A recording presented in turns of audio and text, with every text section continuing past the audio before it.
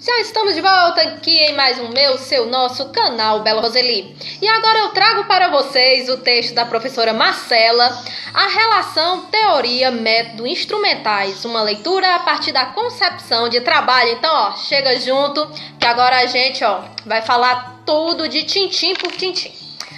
Começo falando aqui do resumo, que é falando da Universidade Federal Fluminense, falando da questão do instrumental técnico-operativo e também a adoção do serviço social pela questão da perspectiva analítica, histórica e também teórica. E agora nós vamos nos adentrar dentro do texto em si, certo? Então, nesse artigo, vai buscar sistematizar a relação entre teoria, métodos e também instrumentais, a partir de uma concepção da profissão. E então, o Nozella e o Salviani, no mesmo ano, 1983, vão dizer a mesma coisa, que os instrumentos técnicos dentro do serviço social passam por diversas problemáticas, certo? Mas o que seriam essas problemáticas? Nós vemos assistentes sociais que se formam e que não sabem bulhufas, nada de nada, né? Porque não tiveram uma acessibilidade a um conhecimento, a uma técnica, a uma metodologia, a uma parte teórica realmente bem fundamentada, né? Então deixou a desejar aí bastante. No serviço social, essa questão dos instrumentos e técnicas é perpassada por dificuldades próprias da formação do profissional. Então, se eu não conheço a parte teórica, como é que eu vou saber utilizar toda a parte do meu instrumental, o meu arsenal para poder entrar no âmbito do trabalho, não é verdade?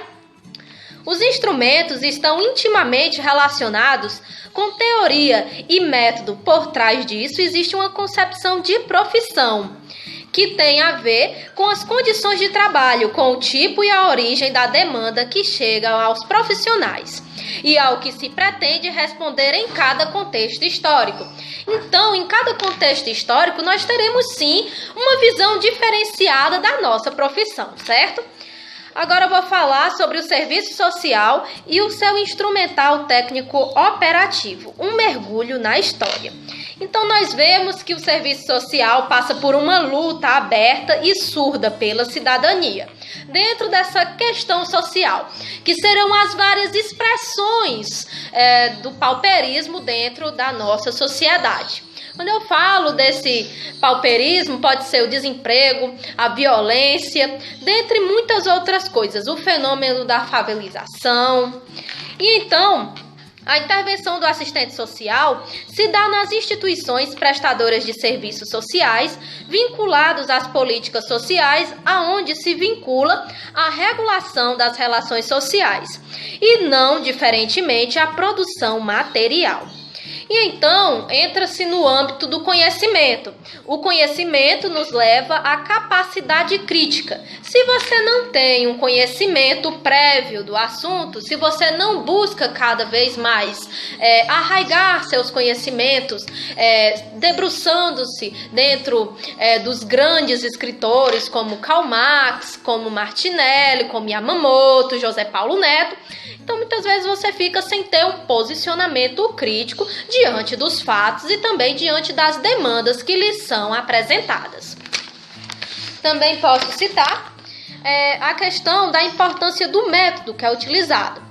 A importância do método está na instrumentalidade que se reveste, pois a sua utilidade decorre de sua aplicação prática. E também a escolha da metodologia que você vai utilizar não é uma coisa aleatória, tudo tem um porquê, né?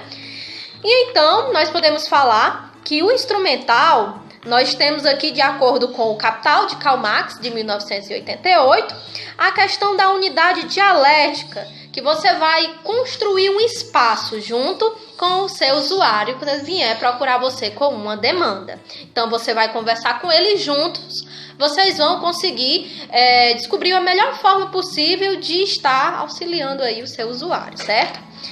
Segundo Guerra, do ano de 2008, O instrumento e a técnica, portanto, constituem e são constitutivos de modo a ser da profissão, de uma determinada capacidade que a nossa profissão tem de construir essa relação entre o profissional e o usuário e está também garantindo os direitos do mesmo.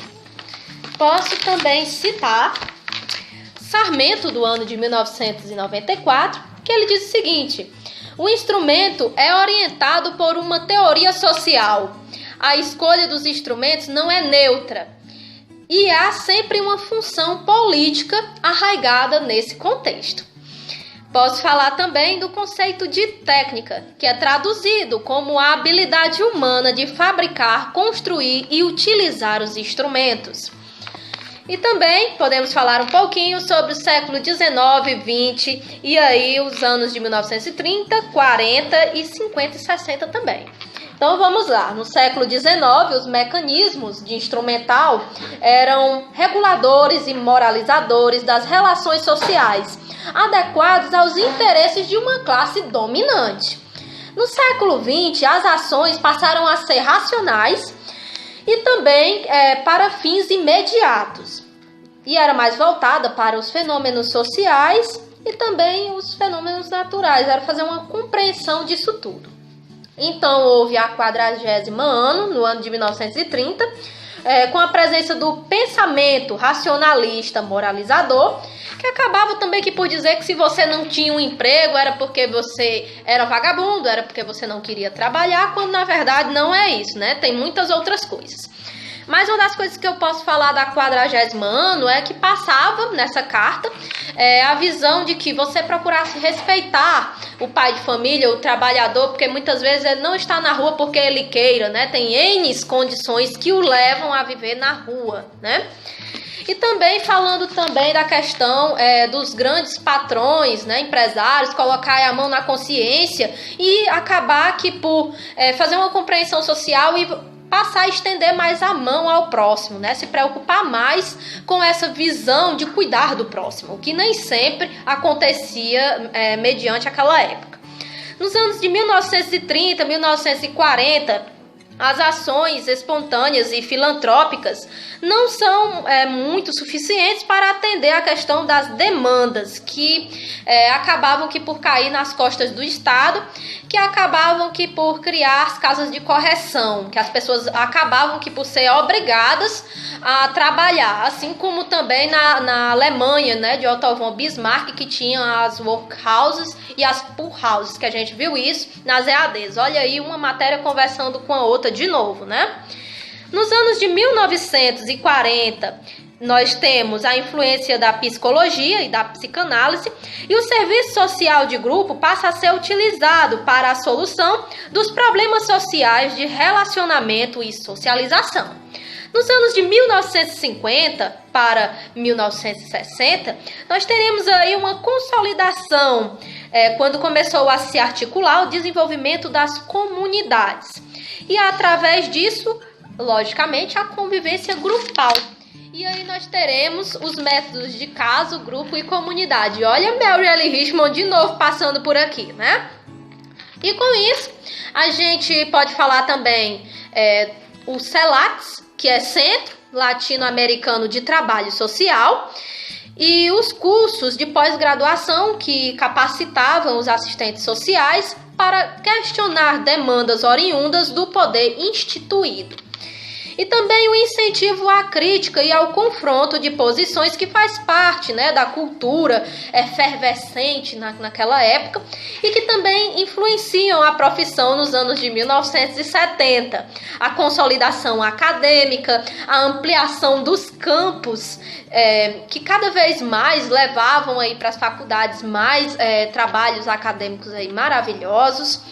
E também o incentivo ao crescimento da literatura profissional, organização sindical, por ramo de produção e reestruturação das entidades nacionais, como a CFSS, o CRES, a ABEPS e muitos outros. Isso aí no ano de 1980. Eu sou Bela Roseli e terminamos por aqui o primeiro texto da professora Marcela para a prova, a relação teoria-método instrumentais, uma leitura a partir da concepção de profissão. Então fique conosco, já já estarei repassando o segundo texto. Então, grande beijo no coração e até a próxima edição.